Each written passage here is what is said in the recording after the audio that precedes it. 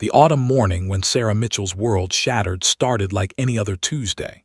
She woke to sunlight streaming through her bedroom window, the gentle sound of birds chirping outside, and Copper's warm body curled up at the foot of her bed.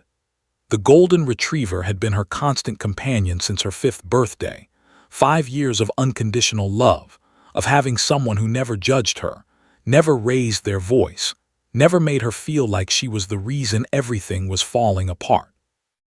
At 8 years old, Sarah was beginning to understand that her parents' marriage was dying, but she didn't yet comprehend how catastrophically that death would reshape her entire existence. Michael Mitchell, Sarah's father, had always been the parent who stayed up late helping with homework, the one who built pillow forts on rainy afternoons, the one who adopted Copper from a local shelter specifically because he'd seen Sarah crying over a documentary about abandoned animals. He worked as a software developer, spending long hours at his computer, but he always made time for Sarah. He was quiet, introspective, sometimes struggling with depression that he managed through therapy and medication.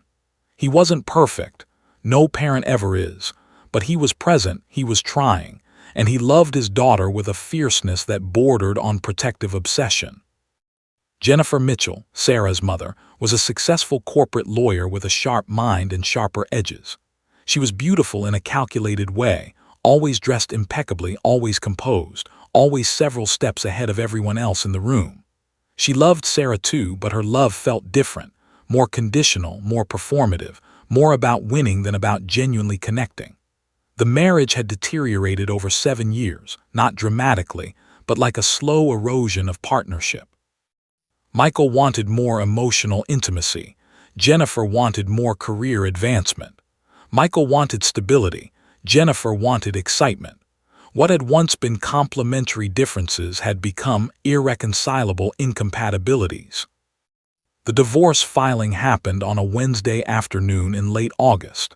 Jennifer's attorney had been retained weeks before, suggesting this decision hadn't been made impulsively. Michael received the papers at work, his hands shaking as he read the allegations: emotional abuse, neglect, failure to provide adequate mental health support for his daughter. The accusations stung because they felt so twisted. Jennifer was weaponizing his vulnerability, his honesty about his mental health struggles, and transforming them into evidence of his unfitness as a father. What had been shared intimately between spouses was now being reframed as pathology in legal documents. Sarah didn't understand the specifics initially. She knew her parents fought more than they used to. She'd overheard conversations about money and Jennifer's needs not being met. But the actual separation felt surreal, like watching something happen to someone else. Michael moved into an apartment 2 miles away. Sarah began alternating weeks between her parents' homes. And then, 3 weeks after the initial filing, Jennifer's attorney made a shocking move. She filed a motion to prevent Michael from having unsupervised contact with Sarah, alleging that he was exposing her to animal neglect and creating an emotionally unstable environment. The allegations were specific and damning. A neighbor, someone Sarah had never spoken to, that she'd observed Copper tied to an outdoor post during a freezing rain, the dog's water bowl empty, while Michael allegedly remained inside. Another neighbor reported seeing Michael yelling at Sarah during a pickup, though the yelling had actually been Michael enthusiastically pointing out migrating birds. A therapist, one that Jennifer had secretly taken Sarah to without Michael's knowledge, produced a report suggesting that Sarah exhibited signs of psychological trauma. The therapist, working from Jennifer's narrative of events, concluded that Michael's depression made him an unreliable parent capable of causing lasting damage. Michael was devastated but tried to fight back rationally. He documented his veterinary bills for Copper, showing premium health care and nutrition. He provided his own therapist's notes indicating that his depression was well managed and had never interfered with his parenting. He gathered character witnesses willing to testify about his dedication to Sarah. But Jennifer's legal team was operating at a different level of sophistication. They weren't interested in truth. They were interested in winning. They were constructing a narrative where Michael was a dangerous, unstable person whose presence in Sarah's life posed an active threat. Sarah felt the shift in her mother's demeanor almost immediately. Jennifer began asking her leading questions during their time together. Did Daddy seem sad when you were there? Did Daddy yell at you? Did you feel scared around the dog? Did Daddy forget to feed Copper? The questions came wrapped in concerned tones, delivered by the one parent Sarah was currently living with, making it impossible to separate her own feelings from the narrative she was being fed. Sarah was 8, old enough to sense the trap, but too young to articulate it. She began answering questions with shrugs and whispers, and her mother interpreted this silence as confirmation of trauma. The school noticed the change. Sarah's third-grade teacher reported that she'd become withdrawn and anxious. She wasn't participating in class discussions.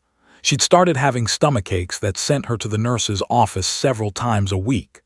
The school counselor was called in, and more reports were generated, each one another piece of evidence that Jennifer's legal team could use. Sarah felt like she was drowning in slow motion, watching her relationship with her father being systematically dismantled by people who didn't know him at all. Michael's attorney advised him to document everything. During his scheduled parenting time, Michael meticulously photographed Copper's living conditions, kept records of veterinary visits, and documented Sarah's activities and her emotional state during their time together. But he felt like he was gathering evidence in a trial he was already losing. The court system moved slowly, and in that slowness, the narrative that Jennifer had begun constructing took on the weight of established fact. Then came the day that truly broke something inside Sarah. She was at her mother's house when Jennifer took her to a child psychologist's office, a different one from the first, part of a comprehensive evaluation ordered by the court.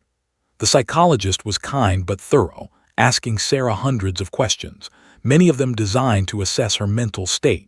But the psychologist had already read Jennifer's narrative. The questions were leading. They assumed a conclusion and asked Sarah to confirm it. How did you feel when your father yelled? Not did your father ever yell. The subtle difference meant everything. Sarah, terrified and confused, began answering in ways she thought the adults wanted her to answer. When she left that appointment, something had shifted irrevocably inside her. She couldn't speak without feeling like she was lying. Her throat had essentially closed. The words wouldn't come. By the time the custody hearing was scheduled, Sarah hadn't spoken more than single words or monosyllabic responses in nearly 3 weeks. Doctors were suggesting medication. Therapists were using words like selective mutism and trauma response. And Michael, watching his daughter become a ghost of herself, felt his heart shattering into pieces he didn't know how to reassemble. The courthouse on Maple Street was an imposing structure of gray stone and authoritative architecture, designed to inspire both respect and fear. Michael Mitchell stood outside its massive wooden doors on a crisp October morning, his suit feeling like armor that wouldn't protect him, his hands trembling despite his efforts to appear composed. His attorney, David Richardson, a competent but understaffed public defender, walked beside him with the grim expression of a man who had seen too many cases where the truth became secondary to the better-constructed narrative. "Stay calm," David advised, placing a hand on Michael's shoulder. "Let the evidence speak for itself. The judge will see through the hysteria." But Michael wasn't confident. He'd spent the last 3 weeks compiling documentation, gathering character witnesses, and trying desperately to understand how his love for his daughter had been transformed into evidence of his danger. Jennifer's legal team had retained the services of an Associates, a high-powered firm known for aggressive family law prosecution. They weren't interested in finding middle ground or facilitating co-parenting. They were interested in eviscerating Michael's character so thoroughly that he would be rendered invisible in his daughter's life. Jennifer entered the courthouse through a different entrance, flanked by 2 attorneys in expensive suits. She wore a tailored navy dress that conveyed both professionalism and vulnerability, her hair styled to project concerned motherhood. Her legal team had coached her carefully. She needed to appear simultaneously strong enough to be a protective parent and fragile enough to elicit judicial sympathy. She carried a folder filled with photographs, medical records, and therapists' notes, each document another arrow in her quiver. The courtroom was smaller than Michael had imagined, more intimate and therefore more terrifying. Judge Harold, a 68-year-old man with 40 years of judicial experience, took his seat at the bench. He had the weathered face of someone who'd seen humanity at its worst and had become cynical about it. He'd presided over hundreds of custody cases, and he'd developed the judicial equivalent of a scar, a tendency to believe the worst about parents, particularly fathers. His eyes, sharp and calculating, scanned the room before settling on the documents before him. This court is hearing the emergency motion filed by Jennifer Mitchell requesting temporary full custody and supervised visitation for Michael Mitchell, pending full custody determination, Judge announced, his voice carrying the weight of institutional authority. The allegations involve animal neglect, emotional abuse, and failure to provide adequate parental care. Ms., present your case. Jennifer's lead attorney was a woman in her mid-50s with silver hair pulled into a severe bun and eyes like a predatory bird's. She stood with the confidence of someone who won 97% of her cases. "Your Honor," she began, her voice dripping with carefully modulated concern, "we have compelling evidence that Mr. Mitchell has created an unsafe environment for his daughter. The evidence demonstrates a pattern of neglect, emotional instability, and animal cruelty that has already caused measurable psychological damage to the child." The first witness called was Doctor, a child psychologist retained by Jennifer's firm. Doctor had impressive credentials, a doctorate from publications in peer-reviewed journals, consulting experience with numerous family law cases. What she didn't have was objectivity. She'd already written her conclusions before meeting Sarah. The evaluation itself was merely the collection of data points that confirmed predetermined conclusions. "During my assessment of the minor child, Doctor, I observed multiple indicators of childhood trauma. The child exhibited selective mutism, anxiety responses to questioning about her father, and signs of emotional neglect. Most significantly, the child displayed classic trauma bonding behaviors, simultaneous attachment and fear regarding the paternal figure." Michael's attorney attempted cross-examination. "Doctor, did you interview Mr. Mitchell to gather his perspective on these behavioral observations?" "I reviewed his medical records," she replied, her voice suggesting this was sufficient. "But you didn't actually speak with him." "That wasn't necessary. The clinical indicators are clear." The testimony was devastatingly effective, even though it was built on sand. The judge took extensive notes, his expression growing darker with each clinical term Doctor deployed. She spoke about paternal inadequacy and environmental toxicity, using language that transformed a depressed father struggling to maintain his relationship with his daughter into something sinister. Then came the neighbor testimony. A woman in her 70s who lived 3 houses down from Michael's apartment took the stand with the energy of someone who finally had an audience. She described, in graphic detail, witnessing Copper tied to a post during a rainstorm, the dog's fur wet and matted, shaking with cold. "The water bowl was completely empty," her voice trembling with righteous indignation. "I actually called animal control that day because I was so disturbed by what I was seeing. That poor animal was suffering, and that man didn't care." Michael's attorney asked if she'd actually seen the timeline of events, if she'd witnessed the dog the entire duration of the storm, if she'd spoken to Michael about it. "No, but the damage was done." The judge's notes grew longer, more emphatic. Another neighbor, Robert, about hearing Michael yelling. "I heard him outside with his daughter, and he was shouting. His voice was so loud and angry that I almost called the police. I never felt comfortable after that." What Robert hadn't mentioned was that Michael had been enthusiastically pointing out a red-tailed hawk to Sarah, his excitement perceived as anger through the filter of prejudicial assumption. His cross-examination revealed this, but the seed had been planted. The judge had heard yelling and had filed it away. A social worker presented photographs of Michael's apartment that Jennifer's team had obtained through discovery. The apartment wasn't dirty. Michael was a meticulous person, but social workers could describe any lived-in space as inadequate. They noted that the bedroom Sarah slept in was small, that there were only 2 rooms total, that the yard was tiny. Jennifer's attorney carefully guided testimony to suggest that the physical environment itself was traumatic for a child. Then came the most damaging testimony. Sarah's school counselor reported the dramatic behavioral changes, the withdrawal, the selective mutism, the stomachaches.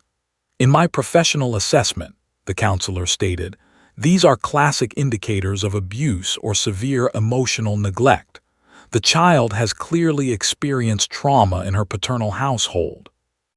Michael wanted to scream that the behavioral changes had occurred after Jennifer began questioning Sarah, after the therapy sessions designed to elicit traumatic narratives, after the legal machinery began grinding. But his attorney advised him to stay silent. "We'll present our evidence," David whispered. "The judge will understand." But Michael could see it in Judge's expression. The case was already lost. The narrative had been constructed so carefully, with such apparent professional consensus, that it transcended actual evidence. Doctor's clinical language, certainty about what she'd witnessed, the school counselor's professional assessment, the social worker's observations about the apartment, they all formed a perfect storm of confirmation bias, each person seeing what they expected to see because they'd been told what to see. By the time Jennifer took the stand, tears flowing freely as she described her terror about her daughter's safety, the outcome seemed predetermined. She spoke about how she'd initially tried to be fair to Michael, to give him the benefit of the doubt, but she couldn't ignore the mounting evidence of his inadequacy as a parent. She described how Sarah had become withdrawn in her presence, how the child had begun having nightmares, how she'd consulted experts who all confirmed her worst fears. Judge interrupted her testimony only once, asking gently, "And you were concerned enough to take protective action?" "Absolutely, Your Honor. A mother has to protect her child, even when it means standing against the child's father." It was masterfully performed, and it worked. The judge's expression softened toward Jennifer, hardened further against Michael. As the prosecution rested, Michael felt like he was drowning, watching his life being systematically dismantled by people who didn't know him, didn't want to know him, and had already decided his verdict before the evidence was presented. Sarah Mitchell existed in a strange, suffocating world of silence that had become as real and solid as the walls around her. 23 days without speaking more than single words or whispered responses.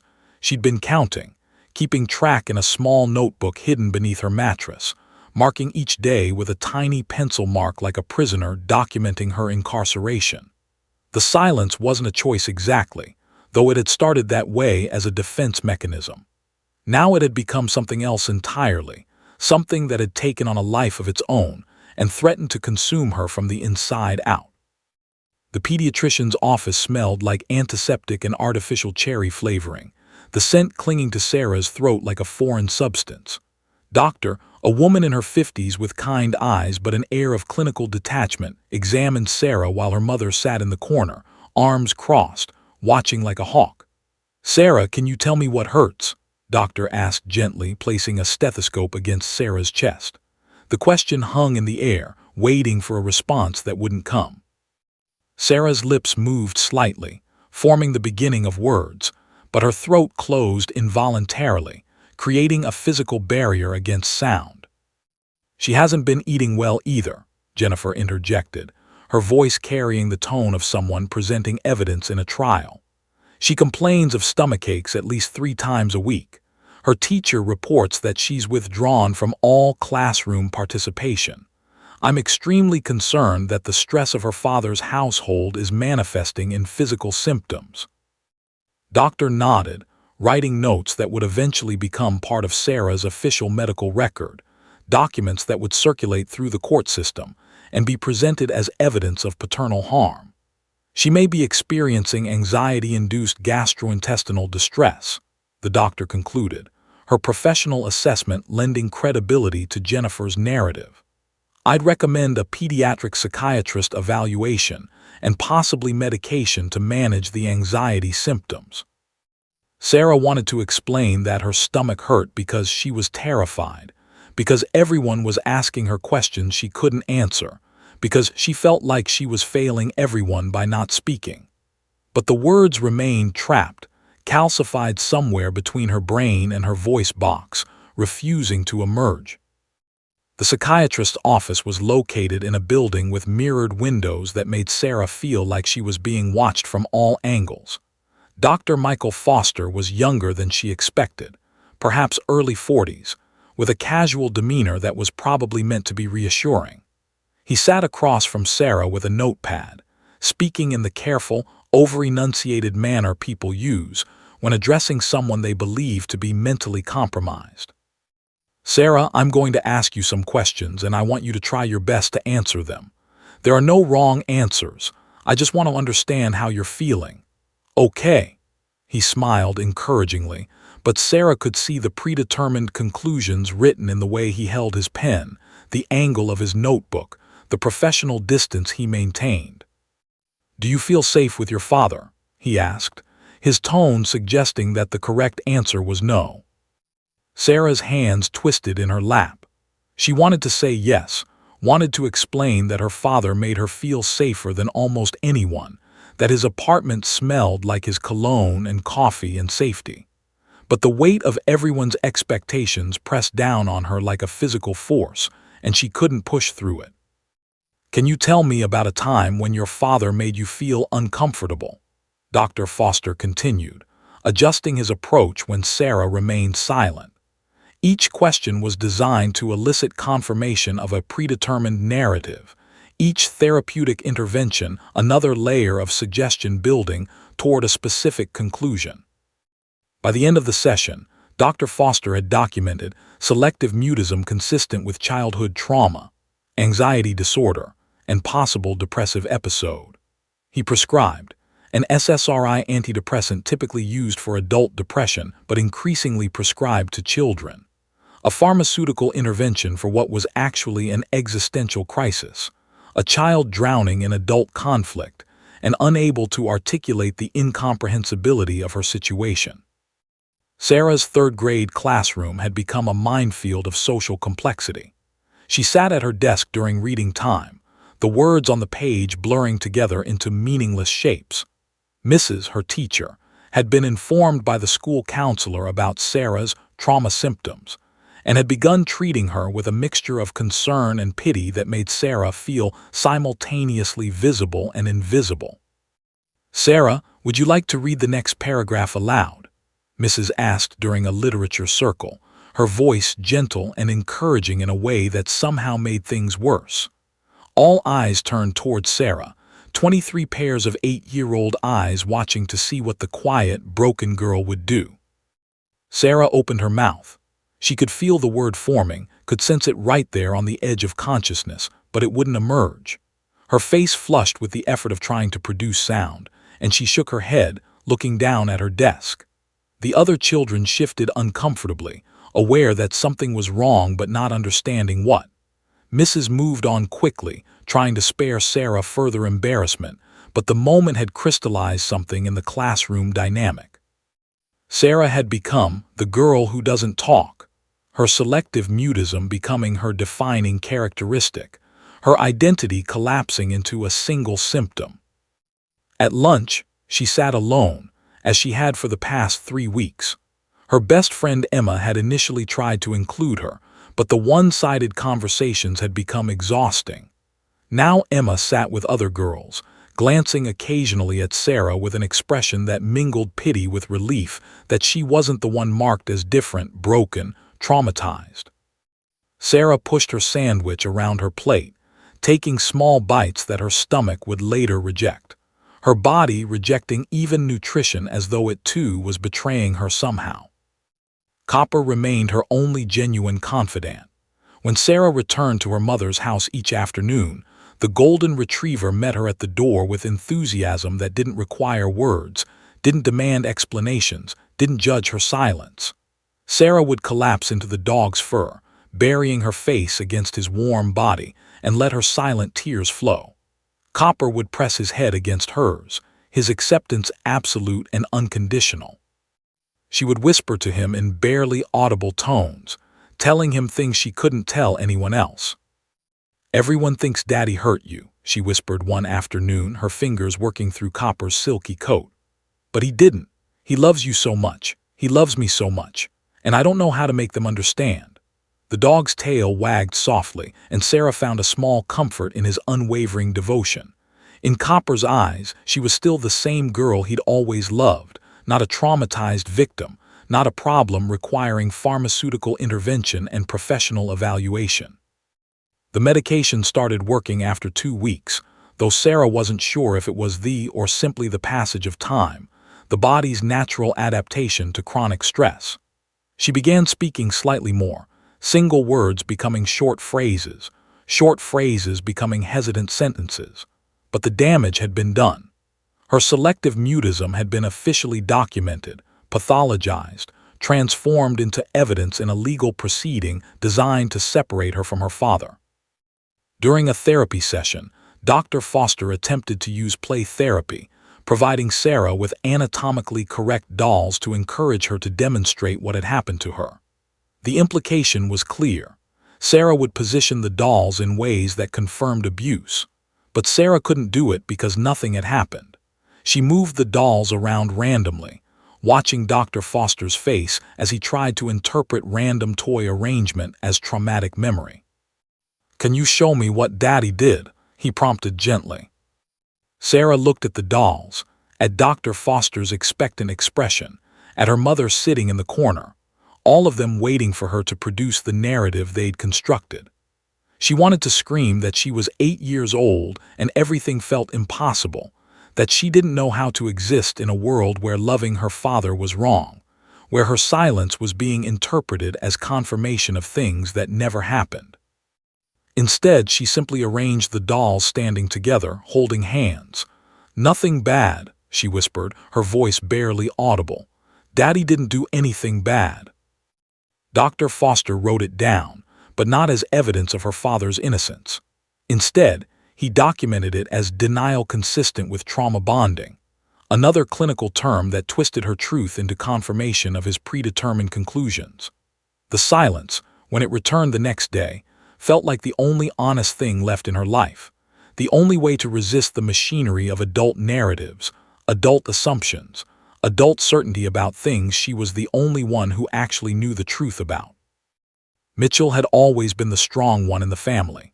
3 years older than Michael, she'd been the firstborn, the trailblazer, the one who'd achieved success in the medical field as an oncology nurse. She'd spent 22 years caring for dying patients, holding their hands through their final moments, bearing witness to the fragility of human existence. She'd been married once, divorced amicably, never had children by choice, and had built a life centered on professional accomplishment and quiet independence. Nobody expected to need saving. Nobody anticipated that she would become the most important witness in her brother's custody battle, or that she would have to expose her most private suffering in a public courtroom. The diagnosis had come on a Tuesday in July, delivered by her own colleagues, the irony of working in oncology. Stage 4 pancreatic cancer, a death sentence disguised in medical terminology. The doctors gave her aggressive chemotherapy as a formality, a gesture toward hope that everyone involved knew was performative, had seen enough cancer patients to understand the mathematics of her situation. She had perhaps 6 to 8 months, possibly less if her body rejected the treatment more severely than predicted. The only question was where she would spend those final months and whether she would face them alone or surrounded by family. Michael had offered immediately, without hesitation or negotiation. "Come stay with me," he'd said simply, sitting in her hospital room while her IV drip dispensed poison designed to kill cancer cells while simultaneously destroying everything else. "I mean it. I don't want you to be alone, and I don't want you in some sterile care facility surrounded by strangers. Had initially resisted. She knew about Michael's depression, about his fragile custody situation, about how Jennifer was already building her case against him. Adding a seriously ill sister to his household seemed like providing Jennifer with more ammunition. But Michael had been insistent, almost desperate in his need to do something meaningful during this crisis beyond his control.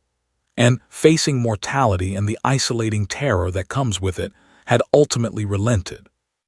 So had moved into Michael's apartment in mid-August, just as the custody proceedings were beginning to accelerate. She'd brought her medical equipment, her medications, her wig collection for days when the chemotherapy side effects made her appearance feel like a betrayal of her identity. Michael had transformed his small living room into a bedroom for her, set up a comfortable chair by the window where she could watch the world continue without her, arranged her medications and medical supplies with the precision of someone who understood that organization was a form of care. During the weekends when Sarah was with them, had become an additional presence in the home, but not in the way Jennifer's legal team would later describe. Hadn't been a burden requiring Michael's attention. If anything, she'd been a source of profound connection for both Michael and Sarah. Sarah had adored her aunt, and, stripped of her professional identity by illness, had discovered in her niece a kind of meaning she'd never found in her career. Remembered the rain incident with painful clarity. It had been a Saturday in late September, one of those unexpected autumn rainstorms that arrived suddenly and intensely. She'd been having a difficult morning, her body rejecting the latest round of chemotherapy, her energy depleted to the point where standing felt like climbing a mountain. But Sarah had been excited about the rain, talking about how Copper loved playing in it, how she and her father had splashed in puddles during the previous rain. Michael had been preparing Sarah's room, making sure everything was comfortable for her weekend stay. Watching from her window chair, had observed him checking the weather forecast, nodding that the rain would intensify. He decided to set up Copper's indoor sleeping area for later that evening, not because the dog was being neglected, but because he was being thoughtfully cared for with consideration for changing weather conditions. Sarah had arrived excited, and Michael had made a decision. Let her and Copper play in the rain for 30 minutes before bringing them inside. Had watched from the window, wrapped in a blanket despite the warmth of the apartment, as Sarah and her father ran in the yard with Copper, the dog leaping and spinning, joy radiating from every movement. Sarah's laughter had been audible even through the closed windows, a sound hadn't heard in weeks. It had been pure, uncomplicated happiness, the kind of moment that made life worth living even as death approached. The neighbor must have looked at that exact moment, seeing only Copper outside in the rain, perhaps not noticing the activity, perhaps not understanding that the dog would be brought inside within the hour. One moment, isolated from context, transformed into evidence of neglect through the alchemy of prejudicial interpretation. Now 6 weeks later, sat in the witness box, her silk scarf covering her bald head, her frame skeletal in the courtroom dress she'd insisted on wearing despite her weakness. She'd negotiated with Michael to testify, to provide the missing context that would explain everything. Her oncologist had advised against it. The stress would be harmful, the emotional toll dangerous, but had lived most of her life in service to others, and this final act of service felt essential. Jennifer's attorney clearly hadn't anticipated testimony. Her eyes narrowed as was sworn in, calculating how to minimize the damage while maintaining her narrative. But had the clarity that comes from facing imminent death. She had nothing left to lose, no reputation to protect beyond the truth, no motivation beyond love for her brother. "Ms. Mitchell," Michael's attorney began gently, aware of her fragility, "can you describe your current living situation?" His voice, when it emerged, was hoarse from chemotherapy but steady with purpose. "I've been living with my brother Michael since August 15th of this year. I moved into his home because I was recently diagnosed with stage 4 pancreatic cancer and chose to spend my final months with family rather than in institutional care. The courtroom shifted. The judge's expression changed subtly. The introduction of terminal illness added a dimension of human complexity that the prosecution's clinical narrative had carefully excluded. During the weekends when Sarah visits, how would you describe your brother's care for both the child and the dog? Michael's attorney asked. Took a breath, aware of Jennifer's attorney preparing objections. Michael is an exceptional caregiver. He balances my medical needs with Sarah's emotional needs with remarkable grace. As for Copper, my brother provides premium veterinary care, carefully selected nutrition, and genuine affection for that animal. I've spent my career observing human behavior during crisis, and I can tell you without hesitation that Michael loves his daughter and that dog with complete devotion. Can you explain the rain incident that was to earlier? Nodded slowly. That rain occurred during a Saturday visit with Sarah. Michael had prepared Copper's indoor sleeping area in advance, understanding that the weather would worsen. He allowed Sarah and Copper to play in the rain for approximately 30 minutes, a joyful, supervised activity. I observed them from inside the house. Sarah was laughing, genuinely happy for the first time in weeks. Michael then brought both Sarah and Copper inside, dried them off, and provided Copper with fresh water and food. There was nothing negligent about it. It was thoughtful, age-appropriate parenting combined with appropriate animal care. Ms. Mitchell, why do you believe your brother has been characterized in these proceedings as negligent? His eyes fixed on Jennifer with a clarity that transcended illness. Because my sister-in-law is fighting a custody battle, and in custody battles, people construct narratives. They look at moments isolated from context and transform them into evidence of pathology. Michael has been managing depression and trying to maintain a relationship with his daughter while simultaneously caring for a dying sister. He hasn't failed at either of those things. If anything, he's exceeded expectations. Attempted aggressive cross-examination, but's testimony couldn't be shaken. She was dying. She had nothing to gain from lying. Her medical records were presented, confirming her diagnosis. Her clarity, her composure, and her obvious love for her brother created a narrative disruption that the prosecution couldn't overcome. When stepped down from the witness stand, she made eye contact with Sarah for the first time. The girl's expression shifted, tears beginning to form. For the first time in 23 days, Sarah seemed to understand that someone, finally, was telling the truth that she couldn't speak herself. Reached out briefly, squeezing Michael's shoulder as she passed, and in that gesture was the communication of everything she couldn't say aloud, that she was proud of him, that she loved him, and that the truth would matter, even if she wouldn't be alive to see it fully vindicated. The courtroom fell into a peculiar kind of stillness after stepped down from the witness stand. Judge sat motionless, his expression unreadable, his fingers steepled together as though he were meditating on some incomprehensible truth. The prosecution's carefully constructed narrative had been disrupted, but not destroyed. His testimony about her terminal illness and Michael's caregiving had provided context, yes, but it hadn't addressed the central, damning piece of evidence. Sarah's selective mutism, her documented psychological distress, her apparent trauma. Doctor's clinical assessment still hung in the air like a toxic cloud. The school counselor's testimony about Sarah's behavioral deterioration remained officially part of the record. The medication prescribed by the psychiatrist stood as evidence that something was genuinely wrong, and if it wasn't Michael's fault, then whose was it? The judge's skepticism toward the prosecution's case had been tempered but not eliminated by his testimony. Jennifer's attorney recovered quickly from the disruption. She glanced at her notes, at her client Jennifer, who sat with perfectly composed grief on her face, and began preparing her closing arguments. The strategy was clear. Acknowledge his medical situation as sympathetic but ultimately irrelevant to the core question. Was Michael providing adequate emotional and physical care for his daughter? The answer, her case maintained, was demonstrably no. Michael's attorney, David Richardson, sat with his head in his hands. He'd presented his evidence. the veterinary records, the character witnesses, testimony. But it all felt inadequate in the face of the prosecution's unified front of professional expertise and neighbor testimony. He glanced at Michael and saw a man watching his life disintegrate in real time, understanding that the legal system, despite its aspirations toward justice, was often simply a theater where the better narrative won, regardless of its relationship to truth. Then David did something unexpected.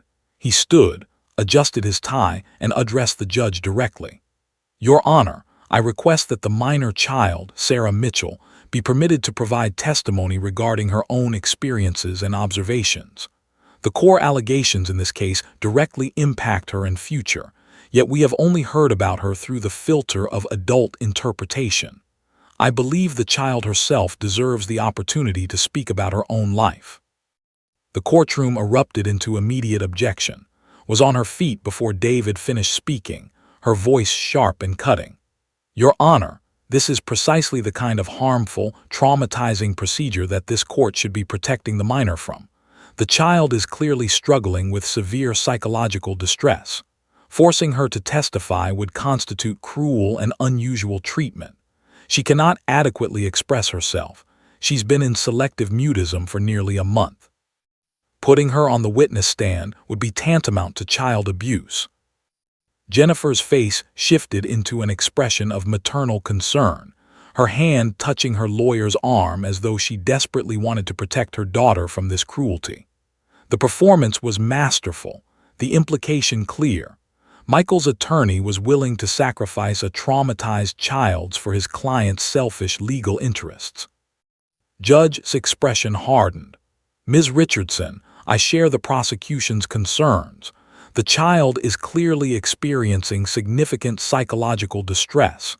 Testimony from a minor in this state of mind would be potentially and would not constitute reliable evidence. Your motion is." David began to object, but the judge raised his hand. "My decision is final. We will proceed with closing arguments." The finality in Judge's voice was absolute and crushing.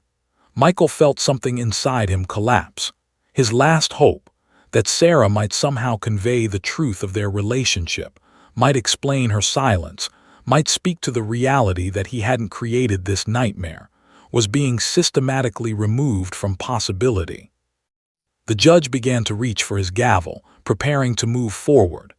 David was gathering his papers with the defeated posture of a man watching his client's future evaporate. Jennifer allowed herself the faintest smile, confident in victory. The machinery of the court system was churning toward its predetermined conclusion. And then Sarah stood up.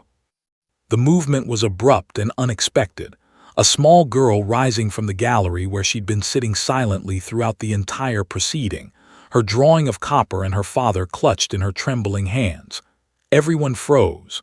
Judge's gavel stopped mid-motion. His mouth remained open mid-objection. Jennifer's expression shifted from confidence to something resembling panic. Sarah stood alone, barely visible above the railing that separated the gallery from the courtroom proper. She was pale, her eyes wide with the enormity of what she was about to attempt. Her body shook visibly, as though every nerve ending was screaming at her to remain silent, to maintain the safety of her muteness, to not break the barrier that had protected her from this complexity. Judge stared at her with an expression between confusion and cautious concern.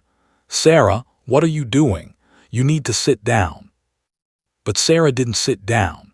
Her small hand gripped the railing and she opened her mouth. Nothing emerged. Her throat worked, her lips moved, but the silence that had defined the past 23 days remained her jailer. The courtroom waited, suspended in an almost unbearable tension, everyone aware that something unprecedented was occurring, but uncertain what it meant. Jennifer stood abruptly. "Your Honor, my daughter is clearly distressed. This is exactly why she shouldn't be testifying. She's unable to speak because—" "Sit down, Ms. Mitchell," Judge interrupted, his attention focused entirely on Sarah. Something in her desperation and her visible struggle against her own voice had penetrated his judicial skepticism. He leaned forward. "Sarah, do you want to say something?" Sarah's chin trembled violently. Her free hand came up to her throat as though she could physically push the words out. Tears began streaming down her face, not the performance tears Jennifer had perfected, but genuine, desperate tears of a child confronting an impossible situation. She nodded, unable to produce sound, her entire body communicating the urgency of what she needed to convey. "Approach the bench," Judge instructed, his tone gentler than anything he'd used during the entire proceeding. He gestured to the bailiff. "Help her up." Sarah was lifted onto the witness stand, her small frame swallowed by the chair designed for adult bodies. The bailiff administered the oath, "Do you swear to tell the truth?"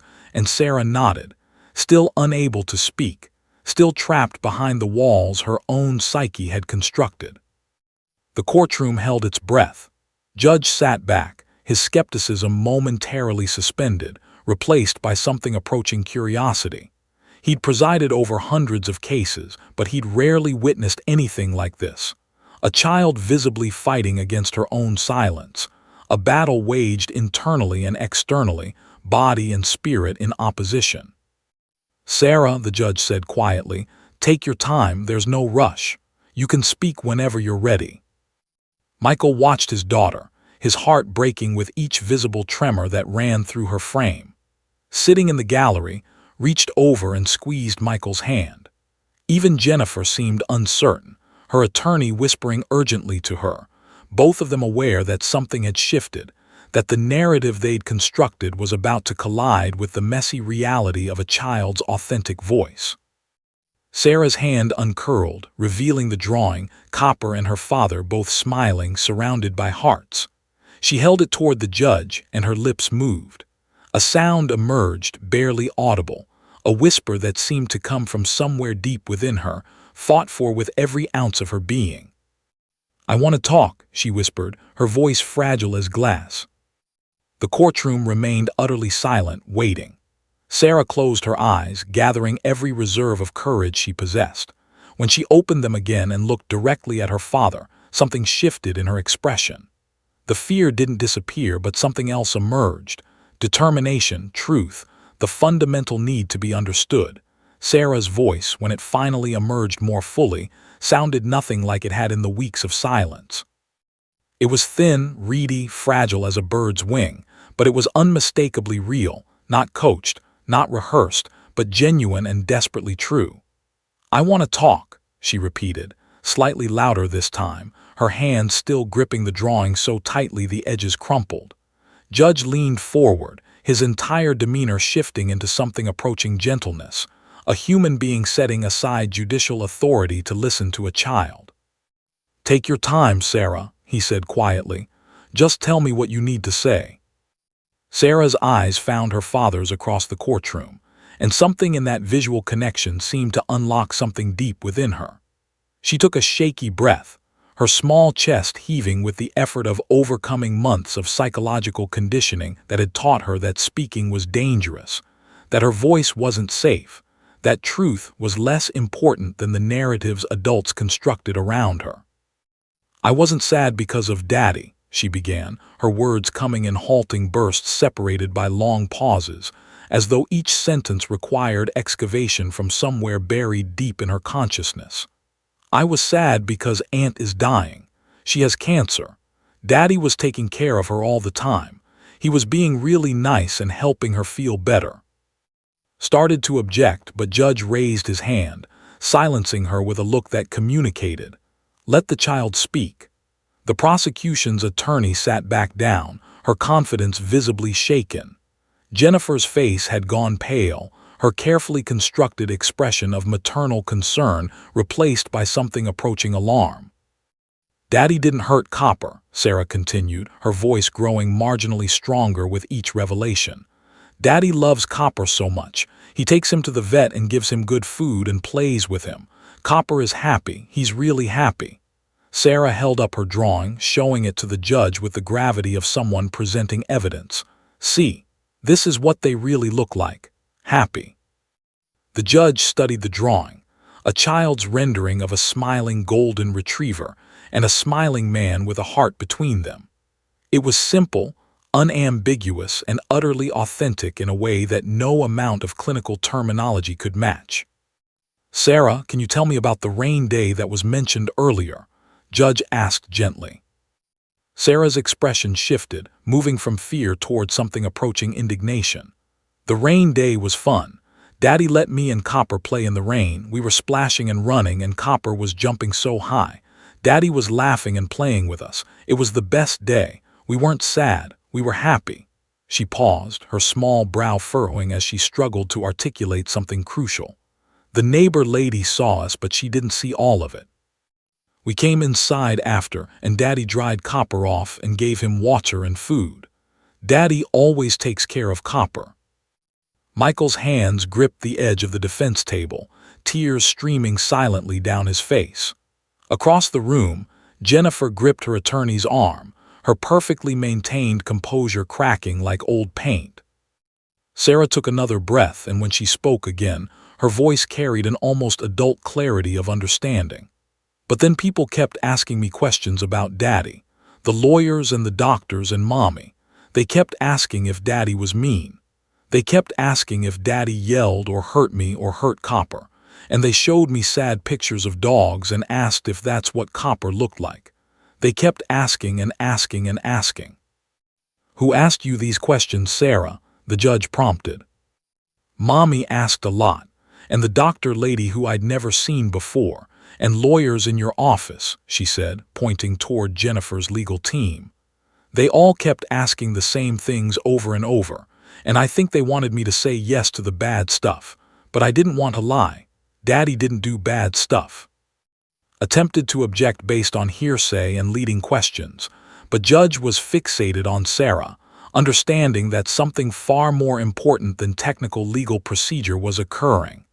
"Let her continue," he instructed, his tone brooking no argument. "I didn't know what to say," Sarah continued, her voice becoming increasingly steady as she spoke truth. "So I stopped talking. Because if I didn't talk, I couldn't lie and I couldn't say things that weren't true. I thought if I was quiet, people would stop asking me to say bad things about Daddy." Doctor, the child psychologist, shifted uncomfortably in her seat.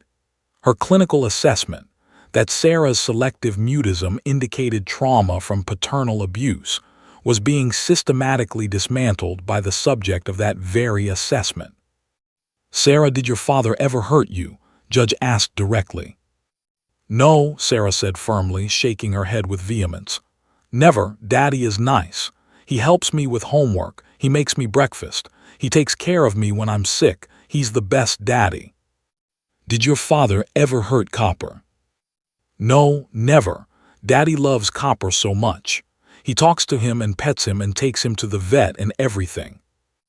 Jennifer stood abruptly, her face flushed with a combination of anger and desperation, pulled her back down, whispering urgently, attempting damage control, but the damage was irreparable. The prosecution's entire case had been constructed on the foundation of Sarah's selective mutism being evidence of paternal trauma. Now that mutism stood revealed as a response to psychological manipulation and leading questions, not abuse. "Sarah," Judge continued carefully, "why do you think you couldn't talk for so long?" Sarah's eyes filled with tears again, but this time they seemed like tears of relief rather than fear. "Because I was scared. I was scared that if I talked, I might say something that made people mad at Daddy or made Daddy go away. And I was scared of saying the wrong thing. Everyone was so sure Daddy was bad, but he's not bad. He's really good. And I didn't know how to make people understand that." The courtroom had transformed into a space of acute discomfort for the prosecution. Every eye was fixed on Sarah, this 8-year-old girl who had just articulated with devastating clarity the psychological mechanism that had turned a custody dispute into what amounted to a frame job. She'd been conditioned to expect approval when she expressed negativity toward her father, and silence had seemed like the only ethical response to pressure to lie. "One more question, Sarah," the judge said softly. "What do you want to happen?" Sarah looked directly at her father. I want to go home with Daddy, and I want Aunt to feel better, and I want people to stop asking me if Daddy is bad because he's not. He's the best person I know." Michael closed his eyes, his entire body shaking with the release of tension he'd carried for months, squeezed his hand, tears running down her face as well. Judge turned his attention to Doctor. "Doctor, based on Sarah's testimony, would you like to revise your professional assessment regarding the source of her selective mutism?" Doctor's face had drained of color. She understood exactly what had happened. Her clinical expertise had been corrupted by confirmation bias and a client who'd shaped her findings to support a predetermined conclusion. The selective mutism appears to have been a response to psychological pressure and leading questioning rather than evidence of abuse, she admitted quietly, her professional credibility collapsing. Attempted to cross-examine Sarah, but the damage was beyond recovery. Every question only further confirmed the girl's authenticity, her consistency, her fundamental truthfulness. Sarah described specific conversations with her mother's attorneys, remembered particular questions that had been posed in leading fashion, articulated with painful clarity how adults had pressured her into silence by suggesting that speaking truth in their preferred direction would solve her family's problems. The school counselor, who had about Sarah's behavioral deterioration as evidence of abuse, now sat in the gallery understanding that she'd been complicit in a campaign of psychological manipulation. The neighbor stared at her hands, recognizing that her testimony about a single moment isolated from context had become a weapon in a custody war. When Sarah finally stepped down from the witness stand, Judge called for a brief recess. Michael immediately moved toward his daughter, and Sarah ran toward him, collapsing into his embrace whilst team frantically attempted damage control, their legal strategy in ruins, their entire case revealed as built on suggestion, leading questions, and the systematic manipulation of a child's testimony through psychological pressure.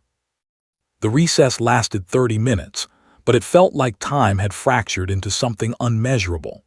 During those 30 minutes, the entire architecture of the prosecution's case underwent systematic deconstruction. Judge, in his chambers, reviewed the transcripts of Sarah's earlier psychiatric evaluations with the expression of someone confronting professional negligence on a grand scale. He read Doctor's notes with increasing anger, noting how the psychologist had consistently interpreted Sarah's non-answers as confirmation of her predetermined conclusions, how every neutral response had been translated into evidence supporting Jennifer's narrative. When the court reconvened, Judge called the school counselor, Williams, back to the stand for re-examination. Ms. Williams, a woman in her early 50s with the exhausted expression of someone who'd spent too long in an underfunded school system, sat nervously, aware that her testimony was about to be scrutinized far more critically than during her initial presentation. "Ms. Williams," Judge began, his voice carrying an edge that hadn't been present during the prosecution's case presentation, "when you earlier about Sarah's behavioral deterioration, what specific events or incidents did you observe that led you to conclude this deterioration was caused by paternal trauma?" Ms. Williams hesitated, recognizing the trap within the question. "Well, Your Honor, the child exhibited withdrawal, refusal to participate in classroom activities, and the onset of selective mutism. These are classic indicators of childhood trauma." "But you didn't observe the child with her father, did you?" Judge pressed. "You observed behavioral changes, which you then interpreted through a particular framework. Did anyone provide you with information suggesting that the behavioral changes were caused by paternal abuse?" Ms. Williams's hands twisted together. "Well, the school received a report from the mother regarding concerns about the child's safety in the paternal home, and so you were primed to interpret Sarah's behavioral changes as evidence supporting the mother's allegations, were you not?" The prosecution objected, but the judge overruled them.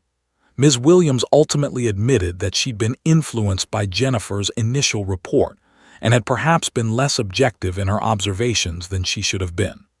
Her credibility, which had seemed so professionally authoritative during her initial testimony, now appeared corrupted by the very same confirmation bias that had infected the entire case.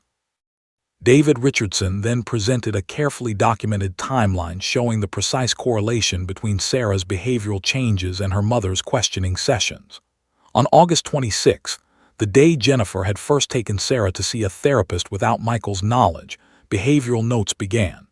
On September 3rd, after Jennifer's attorney had interviewed Sarah, the selective mutism began. On September 15th, after another session with Dr. Sarah's school refusal became more pronounced. The timeline was not ambiguous. It was a smoking gun demonstrating that the behavioral deterioration had coincided with psychological pressure, not with any actual abuse by Michael. Doctor was recalled to the stand, and this time her testimony was devastatingly different. Judge, displaying a level of judicial aggression he'd previously reserved for the defense, carefully walked her through her methodology. Doctor, describe for me the specific criteria by which you determined that Sarah's selective mutism indicated paternal trauma rather than, say, anxiety related to the custody proceedings themselves.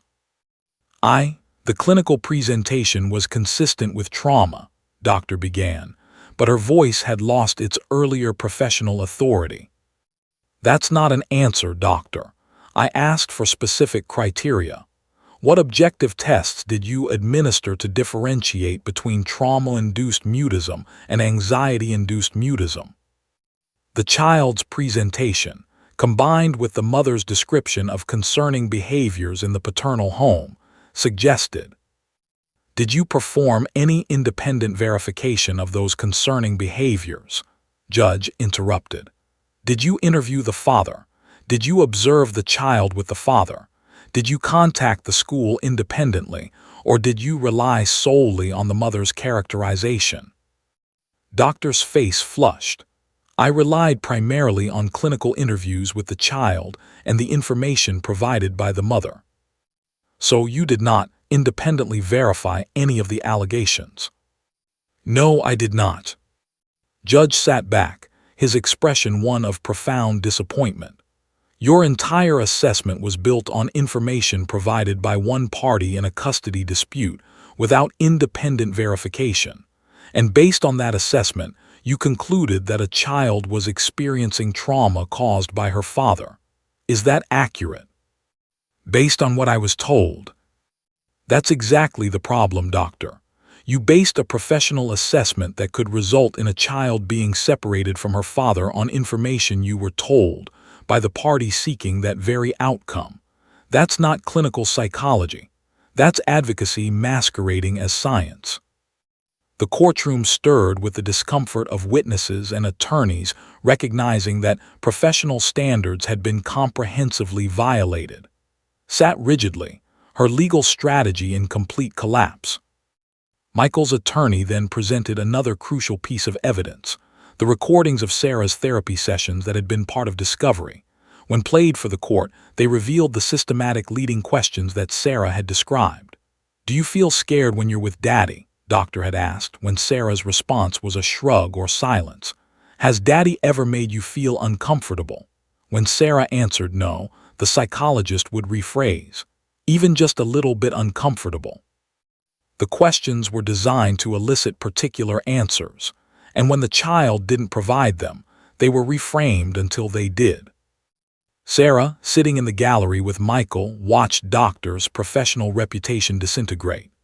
The child psychologist attempted to defend her methodology, claiming it was standard practice, but even her own profession standards, when cited, contradicted her approach. Neutral, unbiased questioning was foundational to ethical clinical practice with children, who were inherently suggestible and vulnerable to adult pressure. Judge then turned his attention to Jennifer. Ms. Mitchell, I have some questions for you regarding your communications with your daughter during the contested time period. Jennifer, who had maintained her composed demeanor throughout most of the proceeding, visibly deteriorated. Objected strenuously, But Judge was not to be deterred. He presented transcripts of conversations between Jennifer and Sarah that had been documented by Michael's private investigator. Conversations in which Jennifer repeatedly asked leading questions about her father's behavior. Conversations in which Jennifer praised Sarah for expressing concerns about Michael and questioned her when Sarah defended her father. "Ms. Mitchell," Judge said, his voice carrying the weight of judicial condemnation, "these transcripts suggest that you systematically conditioned your daughter to express concerns about her father through a pattern of reward and subtle punishment. Is that accurate?" Jennifer's attorney attempted to intervene, but Jennifer herself broke down, tears flowing in a way that seemed far more genuine than her earlier performance. "I was protecting my daughter," she said, her voice breaking. "I thought he was neglecting her. I was trying to help her." "What you were doing," Judge responded coldly, "was psychologically manipulating a child. You created an environment where your daughter believed that love for her father was conditional on expressing concerns about him. You put her in an impossible ethical position where she either had to lie or face parental disapproval. The selective mutism your daughter developed was a rational response to an irrational situation you created." The courtroom fell into an almost unbearable silence. The machinery of justice, which had been grinding toward the destruction of Michael's relationship with his daughter, had been exposed as fundamentally corrupted, not by anything Michael had done, but by the systematic manipulation of a vulnerable child and the professionals who should have maintained objectivity but hadn't. Judge reviewed all the evidence one final time, the veterinary records showing Copper's excellent health, the character witnesses testifying to Michael's parenting, testimony about Michael's devotion to both his daughter and his dying sister, and most importantly, Sarah's own testimony about the truth of her situation. The judge made notes with increasing intensity, occasionally shaking his head as though unable to believe how thoroughly justice had nearly been perverted. Attempted to salvage something through closing arguments, but her words fell on deaf ears. Judge had moved beyond skepticism into clear condemnation of the prosecution's methodology. He asked pointed questions about the admissibility of evidence obtained through suggestive questioning, about professional standards that had been violated, about the damage caused to a child by an adult system designed ostensibly to protect her, but which had instead weaponized her vulnerability. By the time the prosecution rested, the case had been transformed from a well-documented narrative of paternal abuse into a transparent example of a custody dispute where one party had weaponized psychological professionals to construct allegations against the other parent. And at the center of it all stood Sarah, no longer silent, finally heard, her truth having demolished the architecture of lies that had been constructed around her. Judge Harold took approximately 3 hours to deliberate before returning to the bench. Those 3 hours felt like an eternity to everyone involved, particularly to Michael, who sat in the hallway outside the courtroom with on one side and David Richardson on the other, each of them understanding that the judge's decision would determine not just custody arrangements, but the fundamental trajectory of multiple lives. Sarah sat quietly between her father's knees, her hand never leaving his, as though the physical connection was the only reassurance against the uncertainty that still surrounded them. When Judge returned and took his seat at the bench, his expression was grave and unmistakably angry. He removed his glasses and rubbed his eyes, a gesture that conveyed deep disappointment in what he'd witnessed during the proceeding. The courtroom filled to capacity. Word had spread about the dramatic turn of events, and journalists, court observers, and professionals interested in family law had crowded into the gallery. "This court has reached its decision," Judge began, his voice carrying the weight of someone who understood the magnitude of what he was about to pronounce. "The allegations brought against Michael Mitchell regarding animal neglect and emotional abuse of his daughter are hereby dismissed. The evidence presented by the prosecution was fundamentally compromised by confirmation bias, leading questioning, and systematic psychological manipulation of the minor child." sat rigidly, her expression betraying nothing, but Jennifer gripped her attorney's arm so tightly her knuckles went white. The judge continued, his words becoming increasingly pointed and condemning. Moreover, this court finds that the prosecution engaged in what amounts to malicious prosecution. The testimony presented demonstrated a coordinated effort to construct allegations against Mr. Mitchell through suggestive questioning of a vulnerable 8-year-old child, professional evaluations based on biased information rather than independent observation, and neighbor testimony that was fundamentally unreliable and based on isolated moments removed from context. Judge turned his attention directly to Jennifer. "Ms. Mitchell, I have grave concerns about your conduct in this matter. You deliberately information about your psychological interventions with your daughter from Mr. Mitchell. You systematically questioned your daughter in ways designed to elicit negative statements about her father. You presented testimony to this court that was either knowingly false or recklessly indifferent to the truth. As a result, I am imposing sanctions against you and your legal team." He outlined the specific sanctions. Jennifer was ordered to pay Michael $45,000 in damages for malicious prosecution. Her attorney's firm was referred to the state bar for potential disciplinary action. A formal report regarding Doctor's methodology was being sent to the Psychology Licensing Board. The school counselor was being of the judge's concerns regarding her failure to maintain professional objectivity. "Most importantly," Judge continued, "I am awarding primary custody of Sarah Mitchell to her father, Michael Mitchell. Ms. Mitchell will receive supervised visitation only, contingent upon her participation in family therapy designed to repair the damage she has caused to her daughter's relationship with her father. Furthermore, I am ordering a comprehensive psychological evaluation of Sarah by an independent, court-appointed psychologist, not someone selected by either party, to assess the extent of the psychological harm caused by the manipulation she has endured." Michael gripped Sarah's hand so tightly she winced, tears streaming down his face, closed her eyes, her skeletal frame seeming to relax slightly, as though she'd been holding tension in her body for months and could finally release it. "I want to be clear," Judge concluded, removing his glasses and addressing the courtroom directly, "that I have sat on this bench for 40 years. I have seen custody disputes that were genuinely complex, where both parents had legitimate concerns and the court had to make difficult determinations about the child's best interests. This was not such a case. This was a case where one party deliberately weaponized the justice system and psychological professionals to damage a child's relationship with her other parent. This court is deeply troubled by how thoroughly nearly justice was perverted, and I believe this case should serve as a cautionary tale for professionals who allow themselves to be corrupted by advocacy, rather than maintaining their fundamental commitment to objectivity." The gavel came down with finality, and the courtroom seemed to exhale. Michael stood and pulled Sarah into his embrace, his body shaking with the release of months of terror and uncertainty.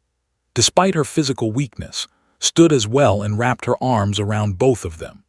David Richardson allowed himself a rare smile, understanding that his efforts on behalf of a client who couldn't afford a more prestigious firm had resulted in justice. Within 30 minutes, the physical custody papers were finalized. Sarah would return to Michael's apartment that very evening. Jennifer sat in the gallery with her attorney, both of them processing the magnitude of their defeat. The media descended, but Michael and David quickly shepherded Sarah and out through a back exit, protecting the child from the cameras and questions.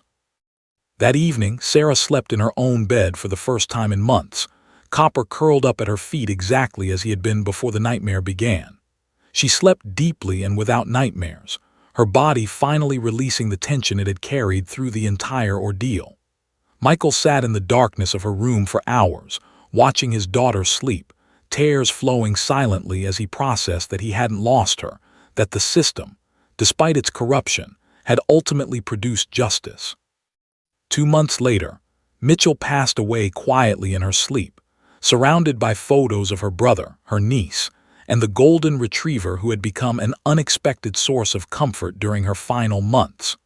Her funeral was well attended, with dozens of people from her professional life testifying to her dedication to her patients and her remarkable grace in the face of mortality. Michael delivered a eulogy that included profound gratitude to his sister for her testimony, for her willingness to expose her private struggle publicly to protect her brother and niece. In the months following death and the legal victory, Sarah underwent a comprehensive evaluation by the court-appointed psychologist, Dr. Susan. Doctor's assessment, conducted with the rigor that Doctor's evaluation had lacked, concluded that Sarah exhibited no signs of paternal trauma or abuse. Instead, Doctor identified trauma resulting from the psychological manipulation she'd endured, but with prognosis suggesting that with appropriate support and stability, Sarah would recover fully. The most important factor in that recovery, Doctor noted, was the restoration of her authentic relationship with her father and the elimination of the pressure to construct false narratives. Michael established the Mitchell Foundation in his sister's name, a nonprofit dedicated to funding scholarships for students pursuing careers in child psychology and legal ethics. The foundation's mission statement was explicit: to train professionals who understood the devastating consequences of confirmation bias, who prioritized objectivity over advocacy, and who understood that children were particularly vulnerable to suggestion and manipulation by authority figures. Sarah, liberated from the burden of silence and psychological manipulation, began to flourish. Her voice, which had been trapped for so long, emerged stronger and clearer. She returned to school with renewed engagement, her academic performance rebounding to the levels it had been before the custody battle. More importantly, she began processing what had happened to her with the help of a trauma-informed therapist, who helped her understand that the selective mutism hadn't been her failure. It had been a rational response to an irrational situation. By age 13, Sarah had begun volunteering with children's advocacy organizations, using her experience to help other children navigate family court proceedings. She became passionate about ensuring that children's voices were genuinely heard rather than filtered through adult agendas. She wrote essays about her experience, published in educational journals, that became required reading in some family law programs. By the time she graduated high school, she had decided her life's purpose. She would become an attorney specializing in children's rights, dedicating her career to ensuring that the justice system protected rather than exploited vulnerable minors. Copper lived to be 16 years old, his health maintained by Michael's careful attention and veterinary support. In his final years, with Michael's facilitation, Copper became a certified therapy animal at a local hospice facility. The irony was not lost on anyone.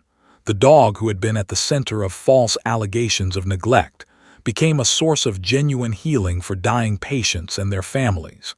In his presence, people found comfort and peace. He seemed to understand intuitively when someone needed gentle companionship, when someone needed a warm body to hold while facing mortality. When Copper finally passed, Michael buried him in the backyard of his home, and Sarah placed a stone marker inscribed with words that captured the dog's unexpected role in their lives. Here lies Copper, who taught us the power of unconditional love and authentic presence, and who reminded us that truth has a voice, even when it trembles. Jennifer eventually participated in the court-ordered family therapy, though the process was painful and incomplete. The damage to her relationship with Sarah proved more extensive than could be repaired through therapeutic intervention alone. Sarah maintained contact with her mother, but the unconditional love of childhood had been replaced by a more cautious, bounded relationship. Jennifer, confronting the consequences of her actions, eventually published a memoir titled The Cost of Winning, in which she explored how her need to win a custody dispute had damaged the person she loved most. Judge, in the final years before his retirement, made the Mitchell case a centerpiece of his judicial legacy. He lectured extensively about the necessity of protecting children from the corruption of the justice system, about the importance of maintaining professional objectivity, and about the ways that custody disputes could become weapons of psychological manipulation. His judicial decisions in subsequent family law cases became known for their deep skepticism toward allegations unsupported by independent evidence and their protection of children from suggestive questioning. The Mitchell case became a landmark precedent in family law, cited in textbooks and law review articles as an example of how thoroughly the system could fail when professionals abandoned objectivity. Doctor's license was eventually revoked after additional investigation revealed a pattern of biased evaluations in custody cases. His firm faced significant disciplinary action, and several of her colleagues departed rather than remain associated with the firm's reputation. Most importantly, Sarah Mitchell grew up to become exactly what she'd set out to be, a fierce advocate for children in the justice system.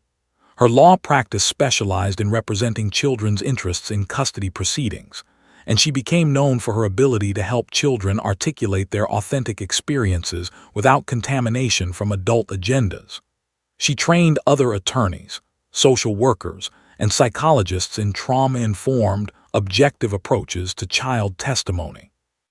And on nights when the weight of her work felt overwhelming, when she encountered cases where the system failed children despite her best efforts, Sarah would think about Copper, about how a dog's unconditional presence had been the only authentic thing in her world during the chaos of false allegations.